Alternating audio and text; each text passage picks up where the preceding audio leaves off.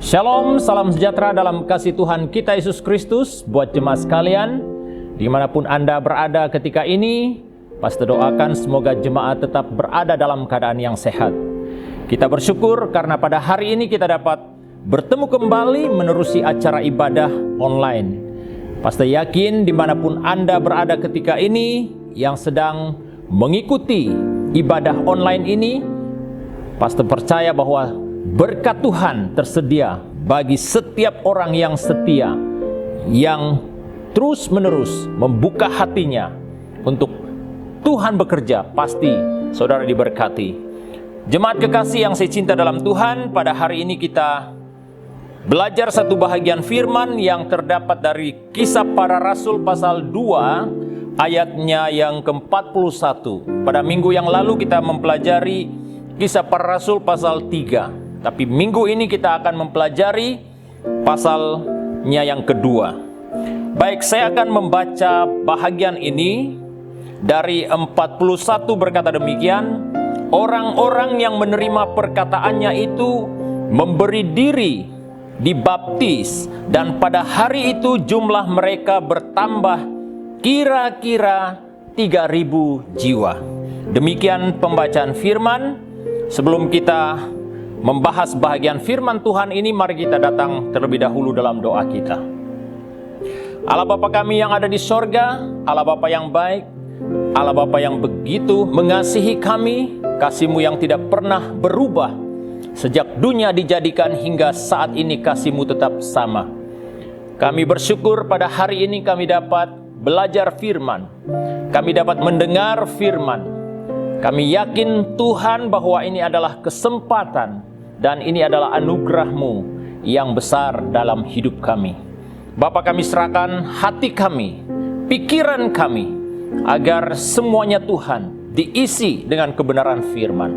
Kami percaya Tuhan pada waktu kami menerima kebenaran firman-Mu dengan iman, maka kuasa firman ini akan bekerja dalam hati kami, dalam hidup kami, dan kami akan mengalami kuasa perubahan dalam hidup kami. Berkati pemberitaan firman ini Bapa di sorga.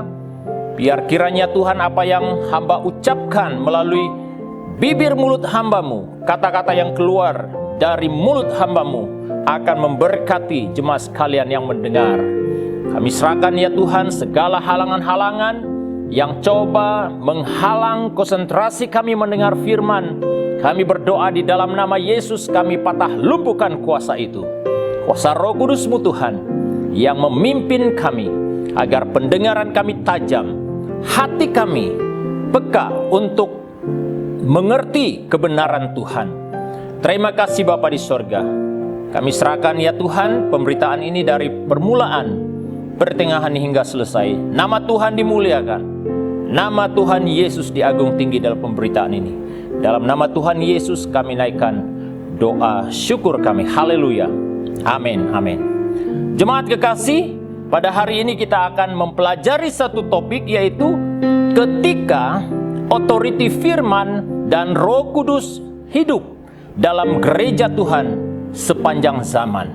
Pada minggu yang lepas kita mempelajari bagaimana ketika Kristus hidup di dalam gerejanya. Dan kita juga membahas bahwa gereja itu bukan berkata tentang gedungnya ataupun fisikalnya, tapi gereja itu berkata tentang diri kita, saudaraku. Di mana tubuh kita ini adalah gereja, yang mana menjadi tempat kediaman Roh Kudus Tuhan, tempat kediaman Tuhan, sehingga saudaraku kita menjadi pribadi yang benar-benar membawa impact yang besar dimanapun kita berada. Jemaat kekasih, kembali kepada tema pada hari ini yang kita bahas, yaitu otoriti firman dan Roh Kudus hidup di dalam gereja Tuhan sepanjang zaman. Saudara, kembali kepada teks pembacaan sebentar tadi, yang mana saudaraku teks ini berbicara tentang hal-hal yang berubah dalam kehidupan umat Tuhan ataupun jemaat pertama di Yerusalem, saudaraku. Ketika mereka mengalami pencurahan Roh Kudus, maka terjadi perubahan yang begitu besar, Perubahan yang begitu drastik dalam kehidupan mereka, saudaraku. Sehingga dikatakan begitu banyak orang yang menerima Kristus sebagai Tuhan dan Juru Selamat. Berubah, meninggalkan kehidupan lama, saudaraku, dan masuk kepada kehidupannya yang baru bersama Kristus. Saudara kekasih, kita kembali kepada pendahuluan khotbah ini. Dikatakan, saudaraku, jemaat orang percaya yang berada di Yerusalem telah mengalami kuasa firman yang telah mengerjakan perubahan yang besar dan ajaib dalam hidup mereka.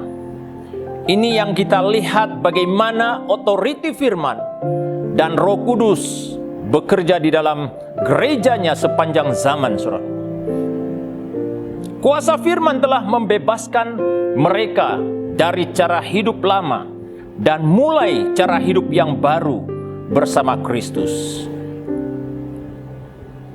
Dan juga dikatakan jemaat pertama di Yerusalem ketika itu mereka hanya percaya melalui firman dan melakukan firman saja, iman mereka bertumbuh. Berarti hal-hal yang lain, saudaraku, itu tidak akan memberi apa-apa manfaat untuk pertumbuhan iman mereka. Mereka hanya percaya bahwa oleh firmanlah mereka dapat kekuatan, dapat berhadapan, beradaptasi dengan keadaan yang mereka sedang lalui. Saudara kekasih, itulah artinya, saudaraku, ketika otoriti firman dan Roh Kudus hidup di dalam gereja Tuhan di sepanjang zaman. Sudah jelas, saudaraku, ketika sesebuah gereja tidak lagi mengandalkan otoriti firman, otoriti Roh Kudus Tuhan dalam gerejanya, saudaraku, dalam hidupnya, maka saudaraku jelas kehidupannya tidak akan mengalami progres. Kehidupannya tidak akan mengalami pertumbuhan. Hanya oleh otoriti firman, otoriti dari kuasa Roh Kudus saja, saudaraku, orang itu ataupun gereja itu akan mengalami pertumbuhan. Saudara kekasih yang saya cinta dalam Tuhan, kembali kepada ayat pembacaan firman sebentar tadi, Kisah Para Rasul pasal 2 ayat 41 dikatakan, orang-orang yang menerima perkataannya. Jadi ini yang kita bahas pertama, saudaraku. Orang-orang yang menerima perkataannya. Perkataan yang disampaikan ataupun khotbah yang disampaikan Petrus. Tapi inti daripada perkataan itu adalah apa? Firman yang disampaikan oleh Petrus kepada orang-orang yang mendengar firman ketika itu. Jadi firman itulah, saudaraku, yang mereka terima.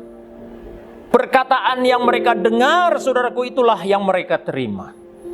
Jadi, saudaraku, kita melihat bagaimana perkataan itu, firman itu berkuasa, punya otoriti, saudaraku, yang memberi perubahan ketika mereka menerima perkataan atau menerima firman Tuhan itu dalam hati mereka. Sehingga apa yang terjadi, saudaraku? Ada hal-hal yang terjadi. Oleh itu, saudaraku, kita melihat ketika otoriti firman dan Roh Kudus hidup di dalam gerejanya, saudaraku, ada hal-hal yang luar biasa terjadi. Yang pertama, saudaraku, kita lihat di sana terjadi rekonsiliasi dengan Allah dan di antara jemaat itu sendiri. Perdamaian terjadi, saudaraku. Puji Tuhan. Pada saat firman mengambil alih di dalam hati kita, dalam hidup kita, saudaraku, terjadi perubahan, yaitu rekonsiliasi, perdamaian dengan Allah terjadi, saudaraku. Perdamaian dengan Allah ini, saudaraku, adalah hal yang sangat penting dalam kehidupan kita. Kehidupan setiap orang yang telah mengakui Kristus, telah menerima Kristus sebagai Tuhan dan Juru Selamat dalam hidupnya. Itu sebabnya, saudaraku, dikatakan dalam ayat yang ke-41 dikatakan menerima perkataannya. Berarti, saudaraku, mereka menerima Injil, menerima firman Allah yang disampaikan. Saudaraku, lihat betapa luar biasanya saudaraku perubahan yang terjadi di dalam kehidupan jemaat yang pertama. Karena mereka ini saudaraku bukan semuanya datang daripada latar belakang orang yang percaya. Mereka ada yang masih terpengaruh, yang masih menganuti kepercayaan Yudaisme saudaraku. Bahkan orang-orang yang belum mengenal nama Kristus pada waktu itu, setelah mereka mendengar firman, apa yang terjadi? Mereka menerima Injil, mereka menerima firman. Saudara, kita bersyukur pada hari ini karena saudaraku melalui bantuan media yang begitu canggih saudaraku, kita dapat mendengar firman, kita dapat menerima firman, bahkan kita dapat mempelajari firman dengan cara yang sangat mudah sekali. Tapi persoalannya saudaraku, apakah kita menerima kebenaran itu dan kita membiarkan kebenaran ataupun firman itu beroperasi dalam hidup kita? Saudara, inilah tindakan yang dilakukan oleh jemaat yang pertama. Mereka menerima kebenaran firman. Berarti saudaraku, mereka sudah mempersiapkan diri mereka berdamai dengan Allah. Berdamai ataupun ada pertobatan terjadi saudaraku.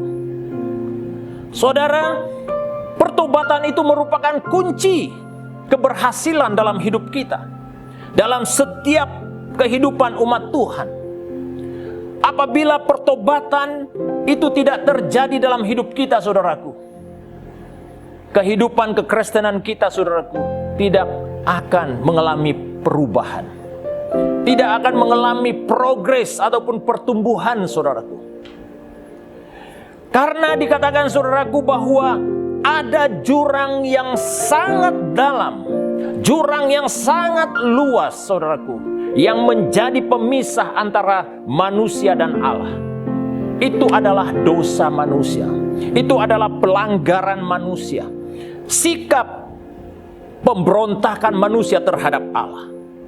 Hanya saudaraku melalui pertobatan kita yang sungguh pada Yesus Kristus, melalui Yesus Kristus saudaraku saja yang dapat menjembatani jurang yang luas itu. Sehingga saudaraku, manusia dan Allah, yang mana saudaraku jurang itu dapat disatukan melalui Kristus saudaraku. Itulah yang dilakukan oleh jemaat yang pertama di Yerusalem. Pada waktu mereka mendengar firman, mereka menerima firman, mereka bertobat, mereka sungguh-sungguh melakukan firman dalam hidup mereka. Sehingga saudaraku, mereka benar-benar melihat terang Kristus yang bekerja dalam hidupnya. Dan kehidupan mereka yang selama bertahun-tahun saudaraku, yang dikuasai oleh cara berpikir yang lama, kehidupan yang lama, mereka dibebaskan, mereka dilepaskan. Sehingga saudaraku, mereka mengalami satu kehidupan yang benar-benar tidak lagi terikat dengan kehidupan yang berdosa. Langkah untuk memberi ruang kebenaran firman, itulah artinya pertobatan saudara. Kita sedia dikoreksi oleh firman, diperbetulkan oleh firman dari segala kesalahan, dari segala pelanggaran kita, dari segala pemberontakan kita saudaraku terhadap Kristus dalam hidup kita. Dan kita jadikan firman itu prioriti utama dalam hidup kita. Itulah yang dikatakan oleh 2 Timotius pasal 3 ayat 16 saudaraku.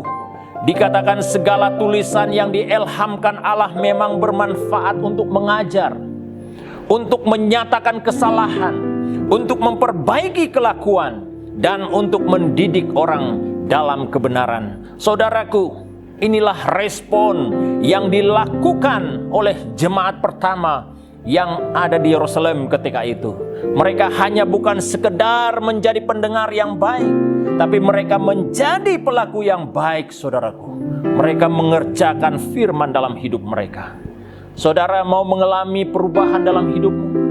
Saudara mau melihat mujizat Tuhan terjadi dalam hidupmu pada hari-hari ini? Lakukan firman saudaraku. Maka janji firman itu saudaraku akan digenapi dalam kehidupan kita. Saudara, langkah untuk kita menerima firman Tuhan itu adalah sesuatu yang sangat penting dalam hidup kita. Langkah pertobatan awal dalam hidup kita saudaraku. Seperti mana saudaraku, kalau kita melihat contoh-contoh dalam kitab Perjanjian Lama, salah seorang raja yang terkenal yang kita ketahui, Raja Daud saudaraku, seorang yang begitu berhasil dalam kehidupannya, seorang yang begitu dikatakan setiap kali berperang saudaraku, dia adalah orang yang begitu berani dan terus mengalami kemenangan dalam hidupnya. Namun saudaraku, oleh karena dia leka saudaraku, melihat, menaati firman, sehingga apa yang terjadi? Dia jatuh saudaraku dalam dosa perzinahan. Saudara, tidak cukup sampai di situ saudaraku. Dia juga saudaraku mengalami banyak musibah dalam kehidupannya akibat daripada apa yang dia lakukan saudaraku, dosa yang dia lakukan. Namun saudaraku, dia menyadari bahwa hal itu saudaraku menjadi penghalang untuknya terus bersekutu dengan Tuhan, terus dekat dengan Tuhan dalam hidupnya. Dia mengakui di hadapan Tuhan, mengakui kesalahannya, pelanggarannya di hadapan Tuhan. Sehingga apa yang dia ungkapkan di dalam Mazmur 32 ayat 4, dia katakan, sebab siang malam tanganmu menekan aku dengan berat, sumsumku menjadi kering seperti oleh teriknya musim panas. Saudaraku, inilah pengakuan Daud saudaraku. Pada waktu dia mengalami pertemuan dengan Tuhan, dia bertobat saudaraku. Dia meninggalkan pelanggaran ataupun dosa-dosa yang menjijikkan. Saudara, tindakan untuk bertobat, menerima firman dalam hidup kita adalah sesuatu yang sangat penting saudaraku. Dan seterusnya apa yang ditekankan dalam ayat yang telah kita baca sebentar tadi, selain mereka menerima perkataannya, mereka juga apa? Memberi diri dibaptis. Ini penting saudaraku. Baptisan yang kita biasa lakukan di gereja saudaraku itu bukan sekedar upacara agamawi semata-mata, bukan saudaraku. Baptisan yang dikatakan di sana adalah sesuatu yang sangat penting untuk kita renungkan saudaraku. Itu berkata tentang komitmen dalam hidup kita. Mereka memberi diri dibaptis, berarti mereka mengakui hanya Kristus saja saudaraku yang menjadi penguasa tunggal dalam seluruh kehidupan mereka. Orang percaya yang ada di Yerusalem. Saudara, saya mau bertanya, berapa banyak di antara kita yang mana saudaraku selaku orang Kristen yang sudah dibaptis, namun saudaraku masih aktif, masih giat melakukan perbuatan dosa, masih berkompromi dengan kehidupan berdosa? Apakah itu masih terjadi? Saudara, kalau hal itu masih terjadi dalam hidup kita saudaraku, berarti kita bukanlah pelaku firman yang baik. Memang saudaraku, kita adalah manusia yang biasa, manusia yang lemah. Kadangkala kita jatuh dalam dosa melalui pikiran kita, melalui perkataan kita, melalui tindakan kita. Namun saudaraku, apa yang ada kaitannya dengan baptisan itu? Kita tidak berkompromi, kita tidak mau tinggal diam di dalam dosa itu. Kita cepat-cepat beralih kepada kehidupan yang benar. Itulah artinya saudaraku. Orang yang mengalami baptisan itu saudaraku, dia tidak berkompromi dengan perbuatan dosa. Saudara, inilah yang terjadi dalam gereja yang pertama. Ketika otoriti firman dan Roh Kudus hidup di dalam gereja ataupun di tengah-tengah orang yang percaya, mereka menyerahkan diri mereka dibaptis, saudaraku. Tanda komitmen mereka yang sangat serius di hadapan Tuhan. Mereka tidak berkompromi dengan dosa, saudaraku. Namun mereka bertekad untuk apa? Menentang dosa dalam kehidupan mereka setiap hari. Saudara, dosa yang terus-menerus menggoda kita, yang coba mempengaruhi kehidupan kita, pikiran kita, hati kita, dia berusaha supaya kita diikat, dipengaruhi oleh dosa itu. Tapi ingat, saudaraku, kita adalah umat yang telah dibaptis, yang sudah mengakui kematian dan kebangkitan Kristus dalam hidup kita. Inilah yang dilakukan oleh jemaat pertama di Yerusalem, saudaraku. Hal yang kedua, saudaraku, yang berkaitan ketika otoriti firman dan Roh Kudus hidup di dalam gereja sepanjang zaman. Yang kedua, saudaraku, ada kekuatan rohani melawan sifat mementingkan diri sendiri. Wah, saudaraku, ini adalah hal yang kita gumuli, saudaraku. Hal yang kita perangi dalam kehidupan kita setiap waktu. Karena, saudaraku, sifat mementingkan diri sendiri ini, saudaraku, bukan hanya hal yang berfokus kepada diri kita sendiri, tetapi hal yang benar-benar, saudaraku, yang coba mempengaruhi kita, yang berusaha menarik kita, supaya Kristus tidak lagi dibiarkan menguasai hidup kita. Inilah kecenderungan, saudaraku, tentang mementingkan diri sendiri. Dia lebih senang, saudaraku, melihat keadaan dirinya daripada kepentingan kehidupan rohaninya di hadapan Tuhan.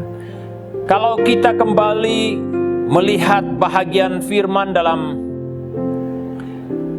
ayat 44 dikatakan, dan semua orang yang telah menjadi percaya tetap bersatu.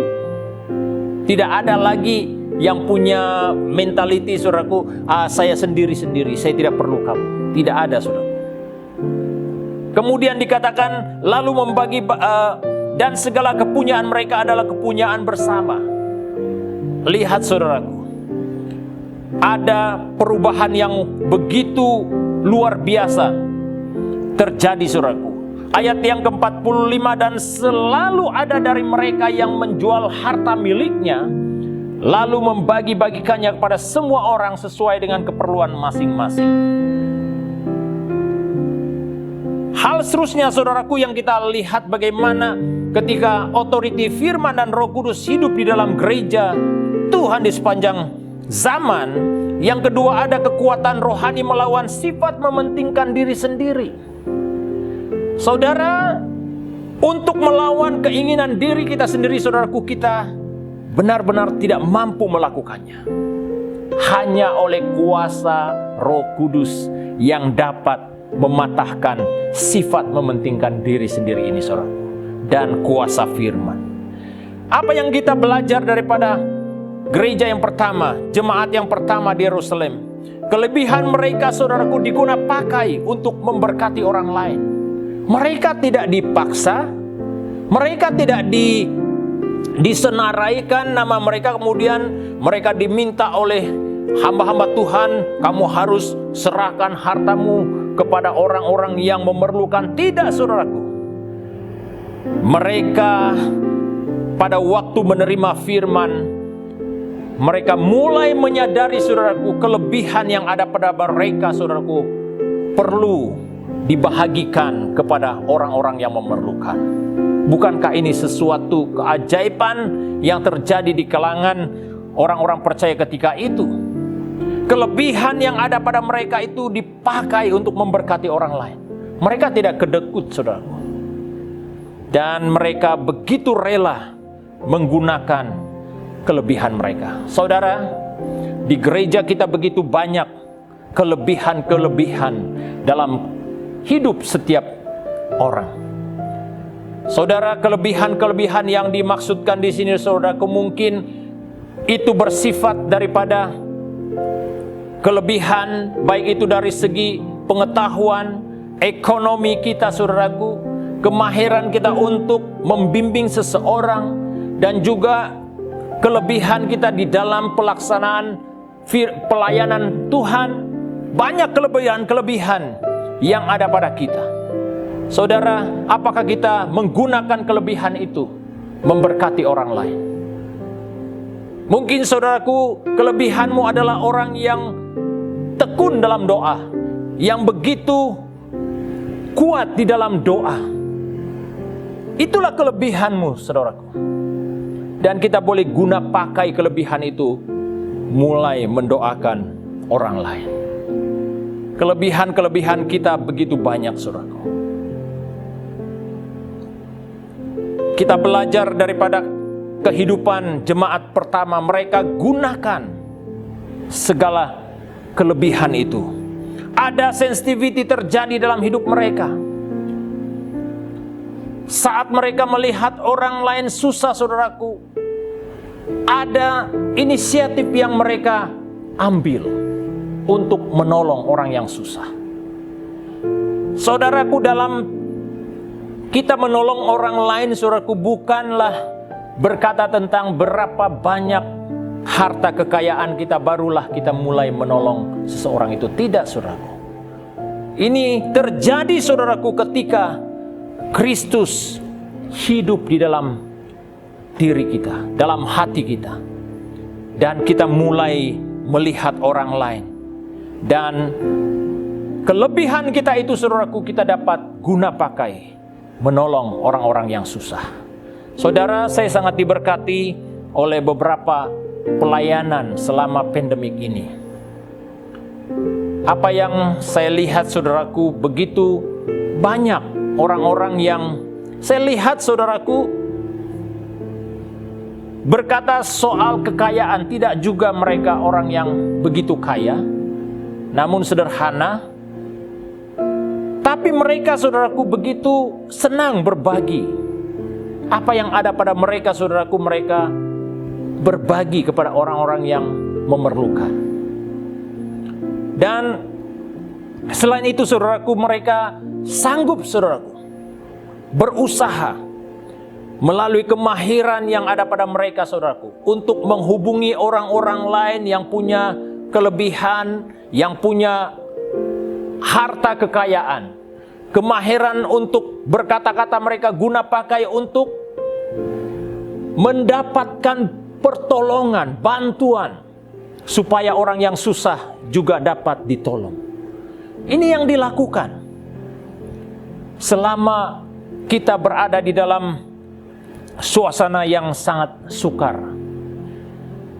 Dan ada yang sanggup saudaraku meluangkan waktu berbagi makanan. Bukan berarti mereka adalah orang yang kaya, yang sudah punya kelebihan, tidak. Tapi mereka dapat melakukannya saudaraku karena mereka punya sensitivity dalam hal melihat kepentingan orang lain. Saudara, berapa besarkah sensitivity yang ada di dalam hidup kita pada hari ini? Kalau itu ada saudaraku, mari kita mulai tingkatkan itu dalam hidup kita. Dan hal yang kita pelajari di sini, mereka tidak fokus pada diri sendiri. Mereka lihat kepentingan orang-orang yang ada di community mereka.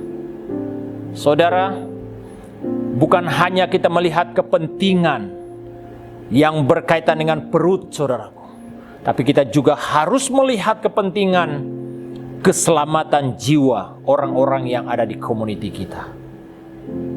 Berapa kerapkah kita mulai berdoa bagi orang-orang yang ada di community kita, yang memerlukan Kristus dalam hidupnya? Adakah kita mulai berdoa untuk mereka? Adakah kita mulai mengungsikan perkataan-perkataan firman kepada mereka? Adakah kita mulai bersaksi, menyatakan kebaikan Tuhan dalam hidup kita yang telah menyelamatkan kita, dan memberitakan Kristus kepada mereka melalui kesaksian ataupun melalui perbuatan kita? Inilah saudaraku yang kita dapat pelajari. Ada kekuatan rohani yang terjadi di dalam kita, saudaraku, melawan sifat mementingkan diri sendiri. Saudara, banyak hal-hal yang menarik perhatian kita untuk membuat kita melihat diri sendiri, saudaraku, berbanding melihat hal-hal yang Tuhan inginkan, yang Tuhan ingin kita lakukan. Jadi perlu kita, saudaraku, memiliki kekuatan firman dan Roh Kudus untuk melawan sifat mementingkan diri ini, saudaraku. Dan hal yang ketiga, yang terakhir, saudaraku, ketika otoriti firman dan Roh Kudus hidup di dalam gerejanya di sepanjang zaman, saudaraku, yang ketiga, kita lihat daripada gereja yang pertama di Yerusalem, mereka memanfaatkan kesempatan untuk menyembah Tuhan. Wow. Manfaatkan masa atau waktu untuk menyembah Tuhan. Dalam ayat yang ke-46 dikatakan di sana, dengan bertekun dan dengan sehati mereka berkumpul tiap-tiap hari dalam bait Allah. Tiap-tiap hari, saudaraku. Bukan hari Rabu dan hari Ahad, saudaraku, ataupun subuh Sabtu, tapi tiap-tiap hari, saudaraku, mereka berkumpul di bait Allah. Mereka memecahkan roti di rumah masing-masing secara bergilir dan makan bersama-sama dengan gembira dan dengan tulus hati. Ayat 47, sambil memuji Allah, dan mereka disukai semua orang. Dan tiap-tiap hari Tuhan menambah jumlah mereka dengan orang yang diselamatkan. Tiap-tiap hari. Bayangkan, saudaraku, tiap-tiap hari Tuhan menghantar jiwa baru, Tuhan menghantar jiwa baru. Kalau kerinduan ini kita terapkan dalam pelayanan gereja Tuhan di SIB City Life Church, saudara dapat bayangkan, setiap hari, saudaraku, ada orang baru masuk dalam perkumpulan kita, masuk dalam gereja untuk mencari wajah Tuhan. Bukankah itu sesuatu sukacita yang begitu besar untuk Tuhan, saudaraku? Saudara, mereka memanfaatkan kesempatan untuk menyembah Tuhan. Saudara, kita bersyukur, saudaraku, karena dalam hidup kita, saudaraku, bahkan dalam negara kita, saudaraku, kita punya kesempatan, mempunyai kebebasan untuk terus menyembah Tuhan. Apakah kita manfaatkan kesempatan kita untuk menyembah Tuhan dalam hidup kita hari-hari ini? Setiap kesempatan itu, saudaraku, mereka manfaatkan untuk hidup bagi Tuhan. Setiap kesempatan, saudara.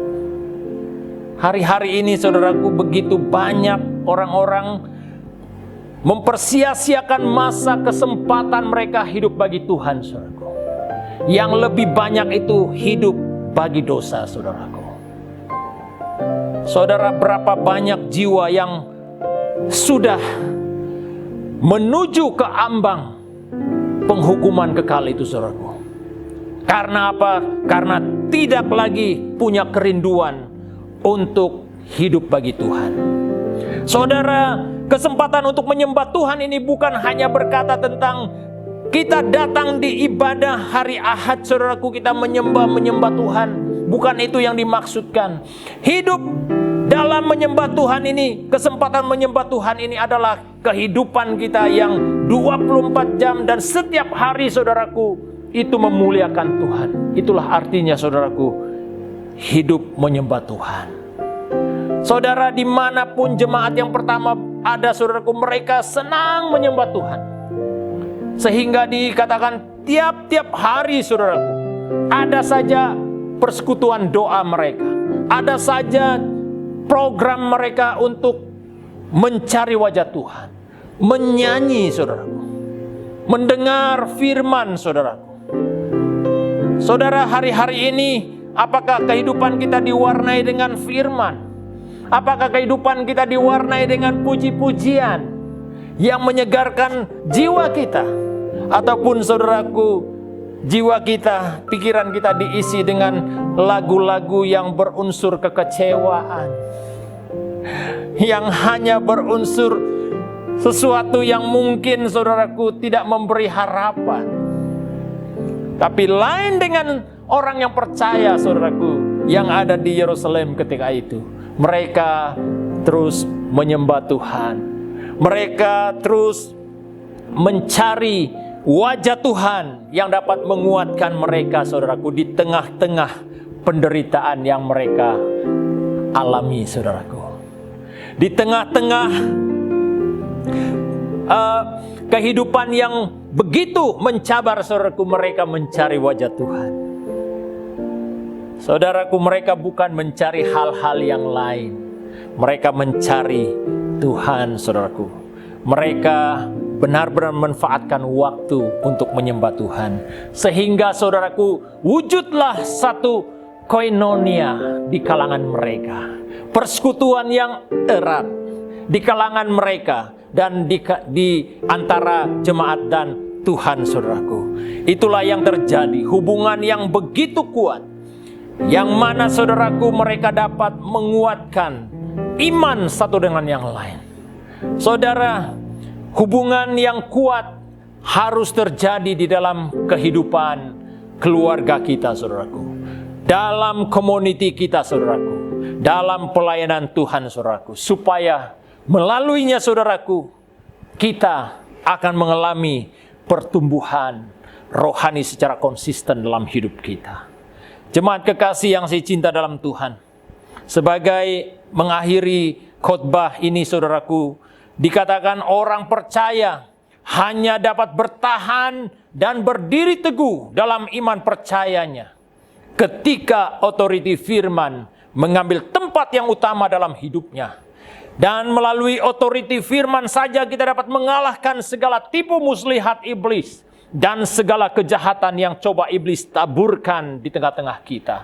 Saudara, ketika kuasa atau otoriti firman, saudaraku, mengambil tempat yang utama dalam hati kita, dan seterusnya, saudaraku, hidup kita dipimpin oleh Roh Kudus, maka, saudaraku, tidak ada lagi ruang bagi iblis yang coba memporak-porandakan persekutuan kita ataupun kehidupan kita. Oleh karena kuasa firman itu adalah Yesus Kristus sendiri, saudaraku. Roh Kudus itu juga berkata tentang Yesus Kristus sendiri, saudaraku, yang dapat bekerja dalam kehidupan kita.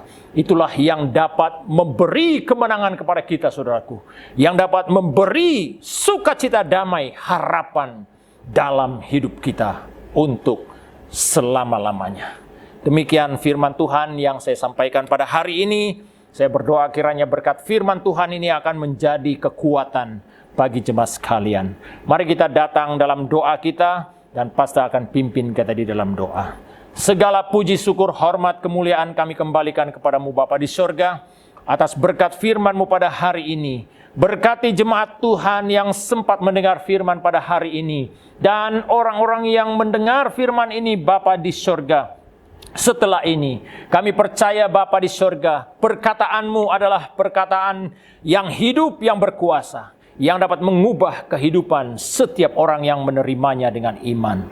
Oleh itu Bapa di sorga, kiranya berkat pemberitaan firman ini Tuhan terus menguatkan iman kami, menyegarkan rohani kami, supaya kami semakin kuat, semakin setia, berdiri teguh dalam iman percaya kami, dalam kami mengikuti Yesus Kristus selama kami masih hidup di atas permukaan bumi ini. Terima kasih Bapa di sorga, hamba berdoa buat kesempatan ini. Mohon berkat-Mu Bapa di sorga untuk jemaat sekalian, bagi mereka yang begitu berkomitmen, yang terus setia memberi sokongan buat pelayanan Tuhan di SIB City Life Church, melalui pertolongan doanya Tuhan, melalui sumbangan, baik itu persembahan, persepuluhan, janji iman, pemberian kasih untuk pelayanan Tuhan di gereja-Mu SIB City Life Church. Tuhan, kami yakin berkat-Mu telah Engkau sediakan bagi setiap orang yang setia melakukan tanggung jawabnya di hadapan Tuhan. Hamba juga mohon berkat penyertaan-Mu buat jemaat sekalian dalam tugas pekerjaan dalam minggu seterusnya Tuhan. Lindungi kami Tuhan, bungkus kami dengan kuasa darah-Mu Tuhan, agar kami dijauhkan daripada segala bahaya sakit penyakit, rencana jahat manusia, agar kami sentiasa selamat oleh karena tangan kuasa Tuhan yang menopang kami, yang melindungi kami. Keluar masuk kami Tuhan, Engkau yang menjaganya. Terima kasih Bapa di sorga, terpujilah nama-Mu Bapa di sorga. Inilah doa permohonan kami yang kami peralaskan hanya di dalam nama Yesus Tuhan, Juru Selamat kami yang hidup, yang bertakhta di sorga. Kami sudah berdoa. Haleluya, haleluya. Amin, amin. Demikian penyampaian firman Tuhan kali ini. Jumpa Anda di minggu hadapan. Tuhan Yesus memberkati. Shalom.